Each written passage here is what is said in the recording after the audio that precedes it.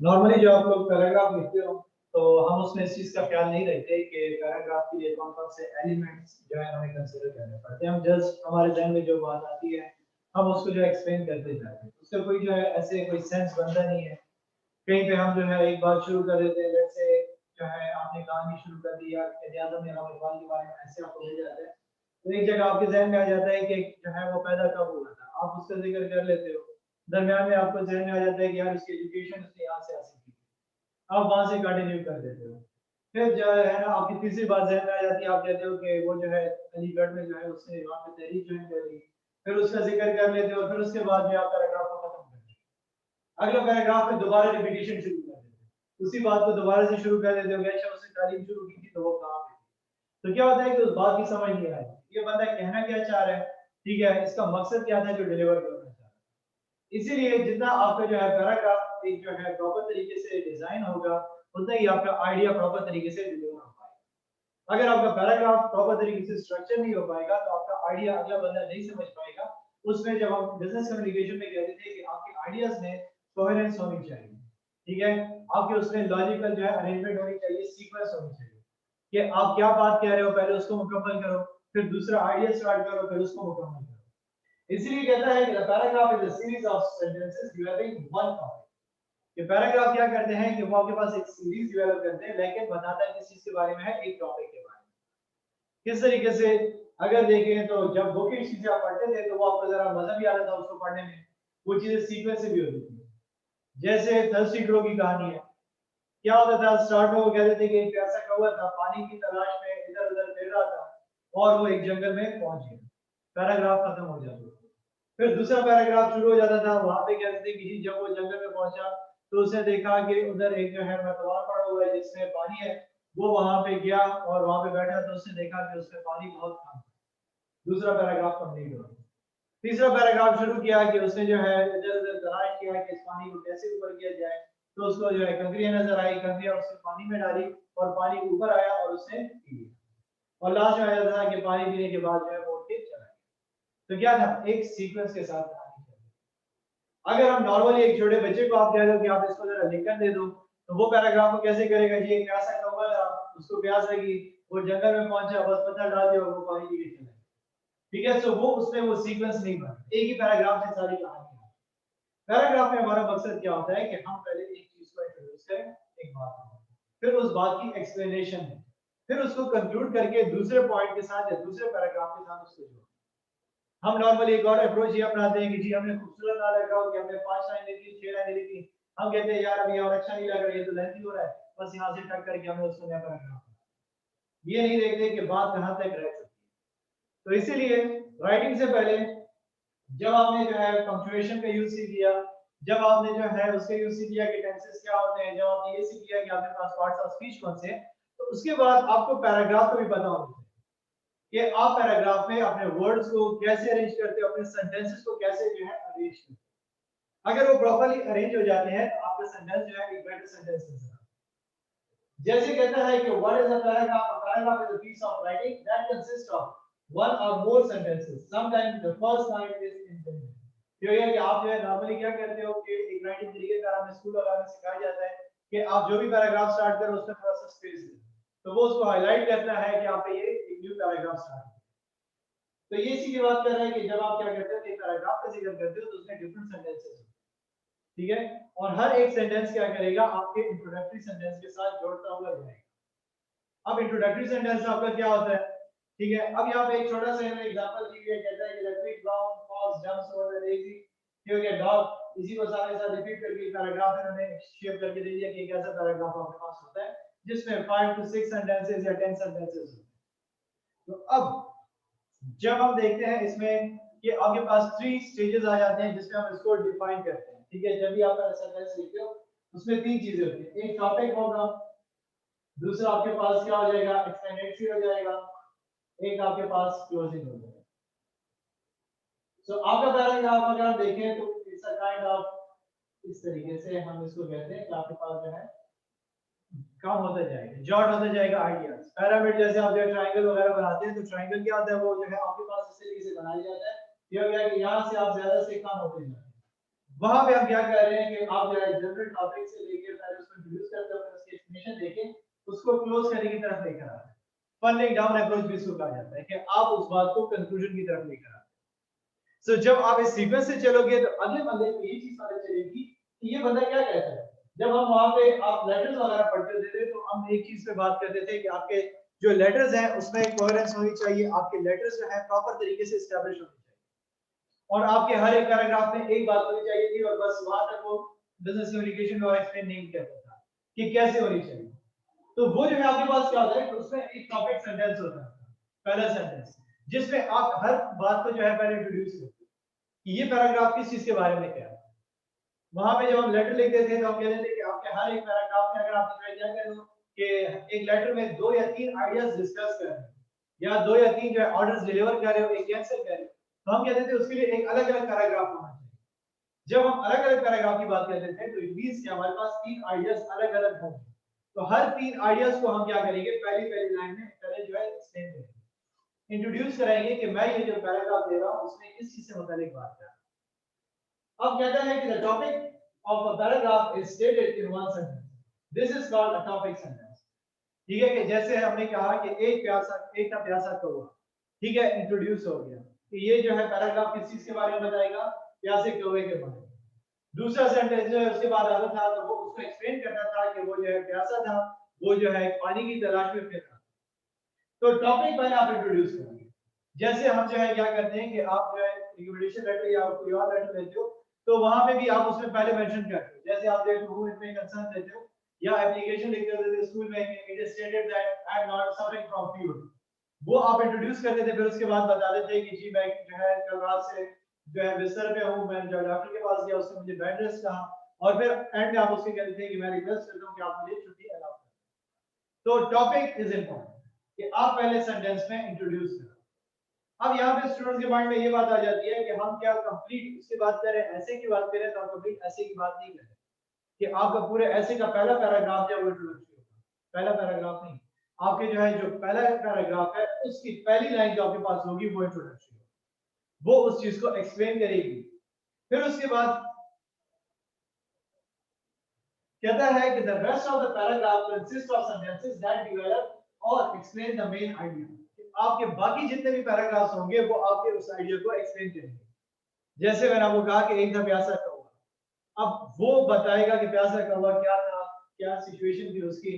क्यों वो जो है इसके बारे में डिस्कशन कर रहा है, वो उसको एक्सप्लेन करेगा। अब यहाँ पे मैंने एक एग्जांपल दी है कि through the centuries rats have managed to survive all over efforts to destroy them। ठीक है, अब यहाँ पे मेन आइडिया उसने बता दिया आपको कि क्या है, कि जो है सेंचुरी से आपके पास जो है क्या हो रहा है, कोशिश की जा रही है कि रैट्स को खत्म कर दिया जाए, लेकिन वो जो है स्टिल चल रही है, कामयाब नहीं हो सके। कहता है कि we have poisoned them, trapped them, हो गया, fumigated them, flooded them, burnt them, हो गया, सारी सारी एक्सप्रेशन दे दी कि हमने उसको एक बार बॉम्बिंग भी कर दी लेकिन उस पे असर नहीं हुआ, वो बच गए। लास्ट में फिर वो क्या कहते हैं कि इससे क्या साबित हुआ कि in spite of all our efforts these enemies of ours continue to prove that they are ठीक हो गया immortal। क्या आपके पास ये क्या है कि एक ऐसी मखलूक है जो ना खत्म होने वाली है। ठीक है, जिनको नजर नहीं आ रहा वो इस साइड पे आ जाओ, ठीक है, स्लाइड में आपको प्रॉपर नहीं नजर आ रहा। तो उन्होंने क्या कर दिया कि आपको कंप्लीट एक आइडिया पहले बताया, इंट्रोड्यूस कराया कि मैं क्या बताना चाह रहा हूं। उसने बता दिया कि मैं आपको बताना चाह रहा हूं रेड्स के बारे में, कि रेड्स के ऊपर जो है क्या है, कोशिश की कि उसको खत्म करने की, लेकिन वो हमेशा सरवाइव करना। अब उसकी कहानी बताई कि क्यों हमें ये बात नहीं, वो उसकी एक्सप्लेनेशन इसने क्या कर दी कि हमने हर तरीका ट्राई कर दिया, बॉम्बिंग हर चीज ट्राई कर दी, लेकिन फिर भी वो बचते गए। आखिर में बात कहां पे आ गई कंक्लूजन में कि इससे ये साबित होता है कि आपके जो रेड्स हैं दीस आर द सिस्टम, कि इनको जो आप खत्म नहीं कर सकते। तो इस तरीके से this is not the whole story, this is only one paragraph. इसके बाद दूसरी पैराग्राफ में अगर वो कहता है कि हाउ दे सर्वाइव, जो कि now we let us discuss how they survive, तो फिर उसके बारे में बताएगा कि कौन सी सिचुएशन थी, वो दूसरा पैराग्राफ है। फिर तीसरा पैराग्राफ वो क्या करेगा कंक्लूजन में कि जैसे आप कहते हो कि जी आप उर्दू में लिखते थे बस साबित हुआ इससे, ये क्या, लेट अस कंक्लूड दिस, कि जो है रेड्स आर जो है आपके पास इमॉर्टल है, क्यों है, क्योंकि वो जो है हर तरीके से मैंने ट्राई कर लिया, साइंटिस्ट भी था जो उस पे, उसका हमें कोई सॉल्यूशन नहीं मिला कि इनको कैसे खत्म किया। दिस इज नाउ पैराग्राफ, कि हम उनको 3 पैराग्राफ्स में डिस्ट्रीब्यूट करें। और हर एक पैराग्राफ के भी ये 3 हिस्से होंगे, एक इंट्रोडक्शन होगी, एक एक्सप्लेनेशन होगी, एक उसकी कंक्लूजन होगी, जो आपके पूरे ऐसे की भी होती है कि आपके ऐसे का पहला पैराग्राफ इंट्रोडक्शन होता है, दूसरा पैराग्राफ आपका क्या होता है, वहां पे आप एक्सप्लेनेशन करते हो, तीसरे में आप उसकी कंक्लूजन प्रोवाइड करते हो। सेम रूल यहाँ पे आपके पैराग्राफ में भी चलता है, आपने उसको फॉलो करना होता है। सो कहता है कि developing a paragraph, a topic sentence may be developed by giving examples, कि आप उसको क्या कर सकते हो, एग्जांपल से भी स्टार्ट कर सकते हो, ठीक है। a topic sentence may be developed by giving details, a topic sentence may be developed by telling an incident। जैसे आप जो टॉक शोज वगैरह में देखो तो सरिसाबी क्या करता है कि जब भी किसी चीज के बारे में डिस्कशन करता है तो वो क्या करता है, उसके साथ कोई इवेंट डिस्कस करता है, ठीक है। अगर कोई ऐसा मिसहैप हुआ है या जो रिलीजन से रिलेटेड होगा तो वो आपको जो है सभाग्राम के दौर से कोई वाकया सुनाएगा, वहां से कहानी स्टार्ट करेगा कि लेट्स से आपने जो है सभाग्राम के दौर में कुफार ने ऐसे मजालिम किए और उसकी वजह से क्या हुआ, मुसलमान बड़े सफर हुए, उनकी ये हालत होगी। आज अगर हम देखें तो बर्मा में क्या हो रहा है, ठीक है। अब वहां से स्टोरी के साथ एसोसिएट करके एक सीक्वेंस के साथ उसको चला कि वहां पे उसने इंट्रोड्यूस कर दिया कि मैं जो है एक चीज के बारे में जिक्र कर रहा हूं, दैट इज अबाउट जो है मुसलमानों पे जुल्म हो रहा है। वहां से उसने बात शुरू कर दी रिसेंट सिचुएशन की कि आज अगर हम देखें तो बर्मा में क्या सिचुएशन चल रही है, मुसलमानों पे डिफरेंट किस्म के मजालिम हो रहे हैं, और आज हम क्या करेंगे उसके बारे में बात करेंगे। तो वो अपने पैराग्राफ को उसने कंक्लूड किया। फिर उसके बाद दूसरा पैराग्राफ क्या स्टार्ट करते हैं, वो कहते हैं कि जी हमारे साथ ये जो है डिस्कशन करेंगे, डिबेट करेंगे, डिफरेंट लोग बैठे हुए हैं, उनका इंट्रोडक्शन कहते हैं और फिर उनको कहते हैं कि आप जरा हमें सिचुएशन के बारे में बताएं, ठीक है। फिर उसके बाद थर्ड पैराग्राफ को शुरू करते हैं वहां से कि सर पहले मुझे ये बताएं कि जो है बर्मा की सिचुएशन के जिम्मेदार कौन है, क्यों ऐसा हो रहा है। तो वो क्या करते हैं, एक सीक्वेंस के साथ शुरू।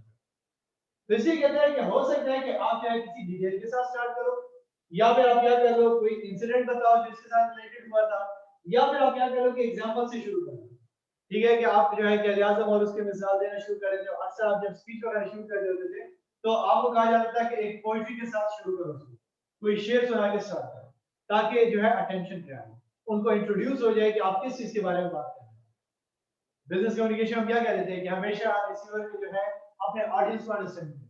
एंगेज करो अपने ऑडियंस को। तो आपकी ऑडियंस कैसे एंगेज होगी, जब आप अपने टॉपिक सेंटेंस को प्रॉपर्ली एक्सप्लेन करोगे। लेकिन जब आप टॉपिक को एक्सप्लेन नहीं करोगे तो अगले बंदे को समझ नहीं आएगी कि बात किस चीज में करें। लेट्स से मैं आपको पहले से ना बताता कि हमारा यहाँ के बारे में बात करें और मैं यहाँ पे शुरू हो जाता डेवलपिंग का पैराग्राफ और फिर उसमें दरमियान में ऐसे की तरफ चला जाता, तो आपको एंड तक समझ नहीं आती कि आज हमारा टॉपिक क्या है, हम किस चीज को डिस्कस करने वाले हैं। Unity in paragraph is important. Every sentence in a paragraph should support the main idea expressed in the topic. ठीक है कि आपके जितने भी सेंटेंसेस होंगे वो मेन आइडिया को सपोर्टेबल होने चाहिए, वो अलग आइडियाज को लेकर नहीं चलेंगे। जैसे हमने कहा कि बर्मा में मजालिम हो रहे हैं, तो फिर उसके बाद जो है उसी टॉपिक के साथ एक्सप्लेनेशन होगी, वजह क्या है वहां पे मजालिम की, ठीक है, कौन लोग शामिल है उसमें, उनपे क्या जो है सख्तियां गुजर रही हैं, ठीक है। सो वो सारे के सारे जितने भी सेंटेंसेस आएंगे उसके बाद वो आपके मेन आइडिया को लेकर चलेंगे, उससे हटके नहीं होंगे। पेपर में जब आपको कहा जाता था कि डिफाइन एंड एक्सप्लेन, ठीक हो गया, तो आप क्या करते थे, पहले डेफिनेशन लिखते थे फिर उसके बाद एग्जांपल्स देते थे। तो वो सिचुएशन क्या होती थी, वो इसी को लेकर चल रही थी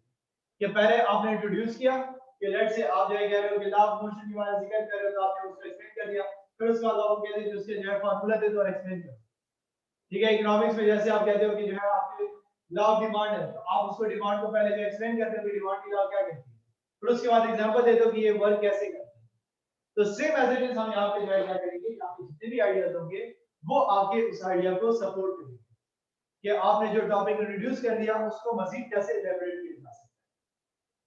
The concluding or the closure sentence restate the topic sentence in different ways. A closure sentence or concluding sentence finishes the point made in the paragraph. It summarizes the paragraph. आपके पास तीनों वर्ड इसमें आ सकते हैं कि जब आप देखें तो आपके कंक्लूजन जब करते हैं लोग समरी करते हैं कि अच्छा बस इस डिस्कशन को हम वाइंड अप करते हैं, तो इसका नतीजा ये निकला कि हमें इस तरीके से ये काम करना चाहिए। तो आप या उसको जो है क्या कर सकते हो, कोई आइडिया और उसमें खत्म कर सकते हो, या फिर आप कहते हो कि अच्छा हमारी जो है ये सारी की सारी बहस जो हुई उसका मकसद क्या था कि हम इस बर्मा के बारे में बात कर सकें, उनके मजालिम को देख सकें और लोगों में ये शऊर पैदा कर सकें कि वो उनके लिए क्या करें, आवाज उठा सकें।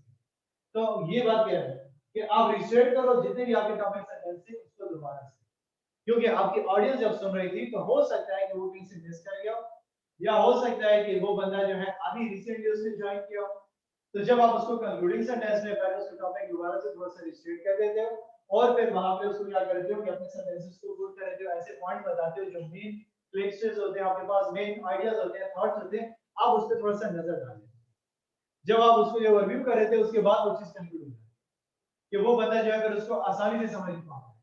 कि लेट्स से आप जो है क्लास के लेक्चर में बैठे हुए टॉपिक आपसे चल रहा है क्लास में, अब उस टॉपिक को कंक्लूड ना किया जाए और दरमियान में टीचर आपको कहे कि जी आज टॉपिक खत्म हो गया, अब आपकी जो है वो पहले स्टार्टिंग पॉइंट आपसे मिस हो जाए कि स्टार्ट कहां से होता टॉपिक, जस्ट आपको लास्ट चीज याद है। तो जब आप इसको सीक्वेंस के साथ लेकर चलोगे कि आप जो है दोबारा से उसके कंक्लूडिंग दे दोगे कि आज हमने ये टॉपिक देखा, इस टॉपिक में हमने ये डिस्कस किया और इसके टॉपिक का मकसद हमारा ये था पढ़ना और इस तरीके से यूटिलाइज हो, तो वो जो आपके माइंड में लास्ट चीज हम क्या कहते हैं रिमेंबर रहती है, तो वो आपकी मेमोरी में रह जाती है। कोहेरेंस इन अ पैराग्राफ कैसे अचीव करोगे आप? Stick to the point, the ideas have a clear and logical relation to each other, कि आपके जितने भी आइडियाज और थॉट्स होंगे उनके लॉजिकल जो है अरेंजमेंट्स होंगे, अगले बंदे को समझ आना चाहिए कि ये जो पहला पैराग्राफ इस्तेमाल हुआ या पहले सेंटेंस इस्तेमाल हुआ दूसरा सेंटेंस उसके साथ चलता है, कि ये ना हो कि आप एक जगह जो है क्या कर रहे हैं पैदाइश का जिक्र करें, दूसरी जगह बंदे को मार दिया, तीसरी जगह आप कहते हो कि जी एजुकेशन यहाँ से की, चौथी जगह आप कहते हो उसको नौकरी होगी, ठीक है, तो उसको समझ ये है कि बंदा अभी जो है ना मर गया है, तो मैं उसको डिस्कस क्यों किया जा रहा है, या फिर जब वो मर चुका है तो उसके बाद उसकी जो है बात के बारे में क्या है, तो वो एक सीक्वेंस आपके पास होना चाहिए कि जब पैदाइश से बात शुरू हुई है तो पहले वो सिनेरियो एक्सप्लेन करो, फिर उसकी एजुकेशन को स्टार्ट किया तो वो एक्सप्लेन करो, फिर उसकी जो है ना कोई अचीवमेंट है वो एक्सप्लेन करो, फिर अगर वो जिंदा है तो ठीक है, नहीं है तो आप उसको जो है डेथ पे कंक्लूड करो, वहां पे उसके बारे में डिटेल, इस तरीके से वो जो है प्रॉपर्ली जो है आपके पास कोहेरेंस आ जाए। Put details or examples or incident in a logical order, chronological, in relation to others, in order of importance. कि आप जो एग्जांपल्स वगैरह दे रहे हो ठीक है या डिटेल पढ़ना है उनमें भी सीक्वेंस होना है कि लेट्स से आप एक जगह जो है क्या कर रहे हो उसकी खिदमत का जिक्र कर रहे हो, आपने वहां पे मिसाल नहीं दी कि वो जो है उसने क्या खिदमत की, जब आप एजुकेशन का जिक्र कर रहे हो वहां पे आप कहते हो कि उसने जो है जद्दोजहद की और उसने जो है वहां पे जख्म खाए और फिर उसके बाद आपकी बात चल जाती है कि जी उसने फिर जो है आला तालीम हासिल करने के लिए वहां चले गए, तो वो कहेगा कि आला तालीम के दौरान उसने मार फेंकी है क्या हुआ, सो वो जो है उसमें लॉजिक नहीं करेगा, एग्जांपल्स वहां पुट करोगे जहां पे जरूरत हो, जहां पे जरूरत ना हो वहां पे एग्जांपल्स देने की जरूरत नहीं, उसी टाइम पे उसी चीज को एक्सप्लेन करो जो आपको लगता है कि मुझे एक्सप्लेन करनी चाहिए। कंप्लीटर से हम क्या कहते थे give additional information if it is required, तो एडिशनल इंफॉर्मेशन जहां रिक्वायर्ड है वहां पे पुट करो, जहां पे रिक्वायर्ड नहीं है वहां पे पुट करने की जरूरत नहीं है, तो हो सकता है कि आप उसको जो है टाइम वाइज करो, क्रोनोलॉजिकल ऑर्डर में चलो कि कौन सा इंसिडेंट पहले हुआ था फिर दूसरा इंसिडेंट एक्सप्लेन करो,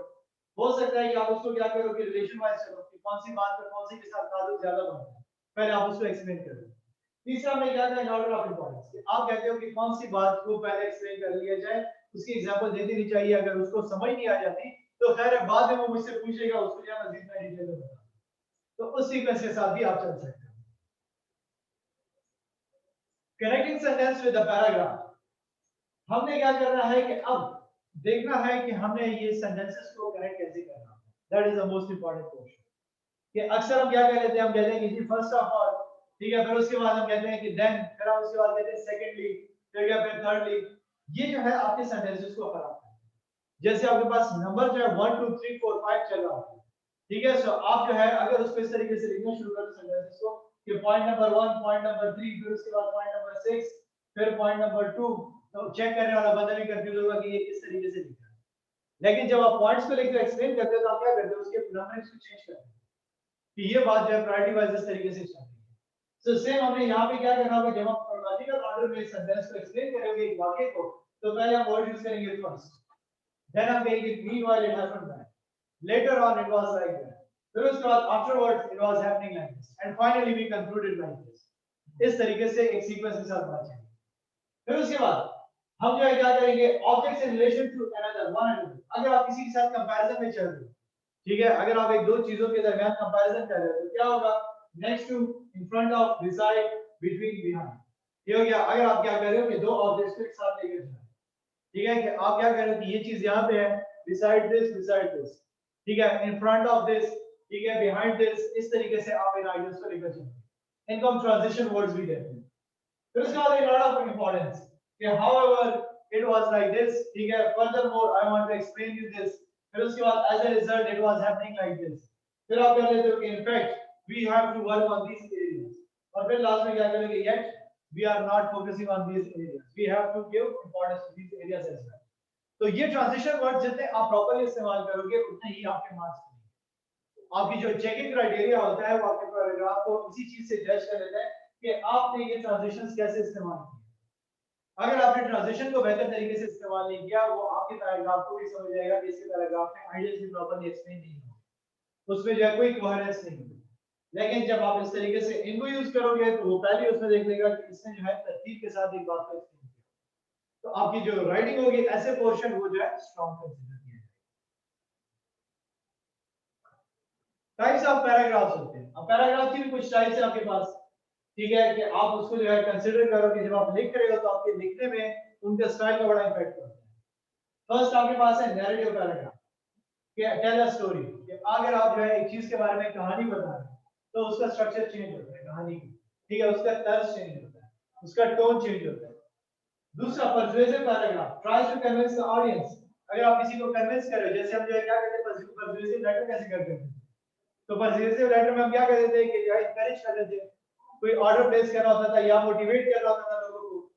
फिर उसके बाद आ जाता है डिस्क्रिप्टिव पैराग्राफ, डिस्क्राइब समथिंग, कि आप किसी चीज के बारे में बता रहे हो, उसके फीचर्स बता रहे हो, उसकी क्वालिटीज बता रहे हो। एक्सपोजिटरी और एक्सप्लेनेटरी पैराग्राफ,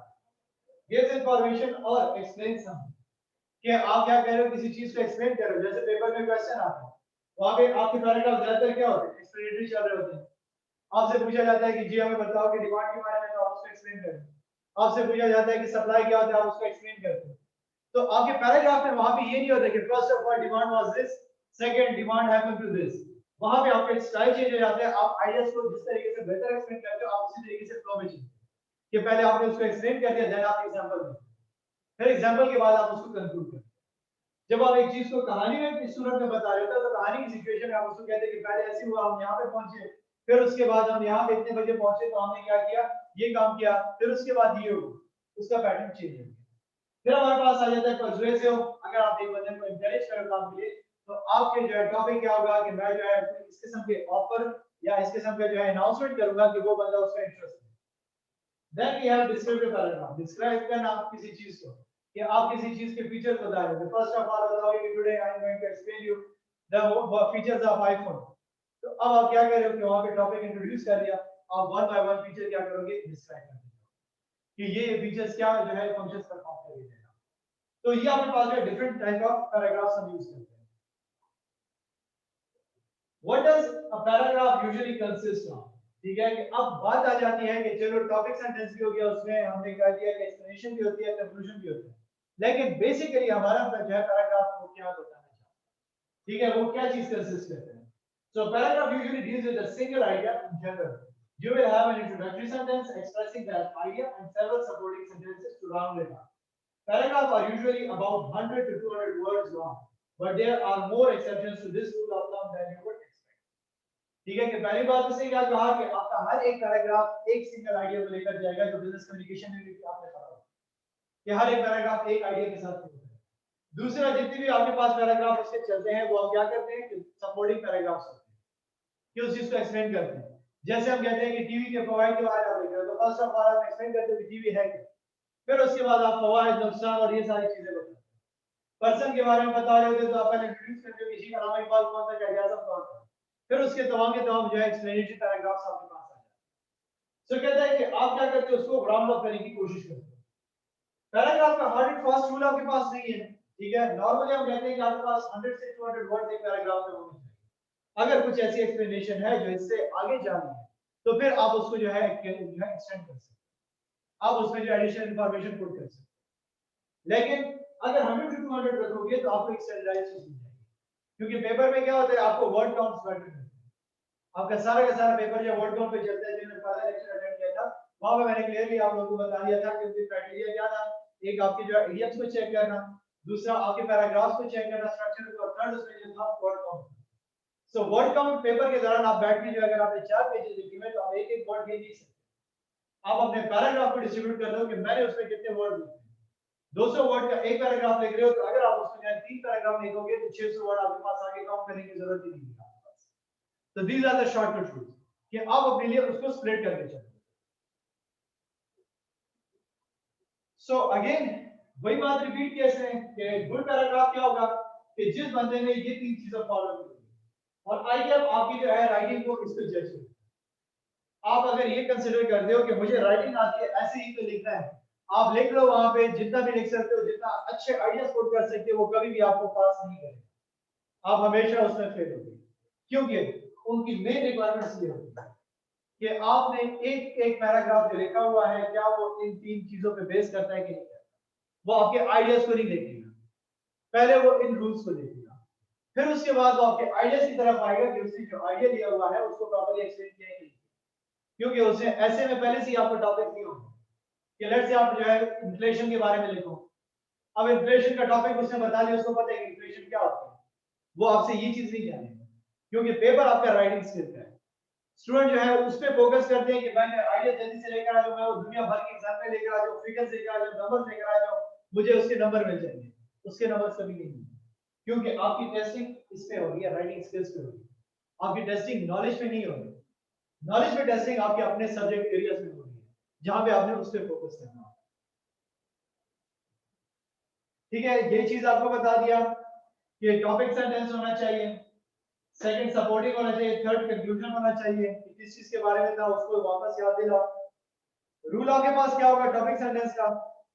कहता है कि state the main point first sentence of your paragraph, topic plus controlling idea is equal to topic sentence. कि आपके इंट्रोडक्टरी सेंटेंस या टॉपिक सेंटेंस में क्या होगा, एक तो आप टॉपिक बता देते हो कि लेट्स से आप टेलीविजन के बारे में बता रहे हो, या आप क्या कह रहे हो कि मोबाइल फोन के बारे में बता रहे हो, लेकिन मोबाइल फोन के बारे में आपका क्या आइडिया है वो भी बताना पड़ेगा कि जिस पे आपका पूरा पैराग्राफ चलेगा। अब आप उसको लिख लो कि today my topic is mobile phone, तो अब अगले बंदे को क्या पता चलेगा, मोबाइल फोन का सबको पता है, वो कहेगा अच्छा ठीक है हमें पता है कि मोबाइल फोन क्या होता है। अगर आप उसको ये बताओगे कि today I am going to explain something new about the mobile phone, तो वो जो है वो समथिंग न्यू आपका मेन आइडिया है जो आपने उसको इंट्रोड्यूस किया, और आपके रिसीवर का इंटरेस्ट उसमें होगा, आपके उसमें नहीं होगा कि मोबाइल फोन, कि वो सिर्फ मोबाइल फोन को पढ़े। तो आपने कंट्रोलिंग आइडिया को जो है बड़ा ख्याल रखना पड़ेगा, उसको जो है प्रॉपर्ली चूज करना पड़ेगा। Then supports, make up the body of the paragraph 8 to 10 support sentences होनी चाहिए। ठीक है, 8 से 10 सपोर्टिंग सेंटेंस लिखो, इसमें आपकी एग्जांपल्स भी आ सकती हैं, उसमें उस चीज की एक्सप्लेनेशन भी आ सकती है। अब यहाँ पे क्वेश्चन अराइज होता है कि क्या हमेशा हम 8 से 10 सेंटेंसेस पे चलेंगे, तो मैंने कहा हार्ड एंड फास्ट रूल नहीं है। ये हम क्या करें, एक चीज को थोड़ा सा स्टैंडर्डाइज करने की कोशिश करें कि अगर आप कंफ्यूज हो जाते हो कि मैं इसको कैसे करूं, तो वहां पे आप इस चीज को ध्यान में रखो कि 8 टू 10 सपोर्ट सेंटेंसेस आप इसको इस्तेमाल कर सकते हैं कि जो आपको क्या करेंगे आगे लेकर जाए। सो कैसे आप मेन पॉइंट को जो है डेवलप करोगे, तो पहली बात यूजिंग एग्जांपल्स एंड इलस्ट्रेशन, कि आप एक चीज को जब एक्सप्लेन करते हो तो आप उसकी एग्जांपल से करोगे, उसके जो है मिसालें दोगे कि कैसे ये काम होगा। Second, citing data, facts, statistics, evidence, details and others। अगर आपका जो है किसी स्टैटिस्टिकल उस पे टॉपिक पे बात करें, जैसे मैंने कहा कि पाकिस्तान की इकोनॉमी पे टॉपिक आ गया, पाकिस्तान की जो है कोविड की सिचुएशन पे आ गया, अब उसके बारे में आपको फैक्ट्स एंड फिगर्स पता है, कब से स्टार्ट हुआ, कैसे हुआ, वो फिगर्स वगैरह पुट करो, उसके साथ एविडेंसेस दो इसको, कि आप जुबानी बात नहीं कर रहे, आप उसको वहां पे लेकर दे रहे हो कि जी पाकिस्तान में जब बहुत ज्यादा लोग मर गए, तो अब वो बहुत ज्यादा से क्या मर रहा है।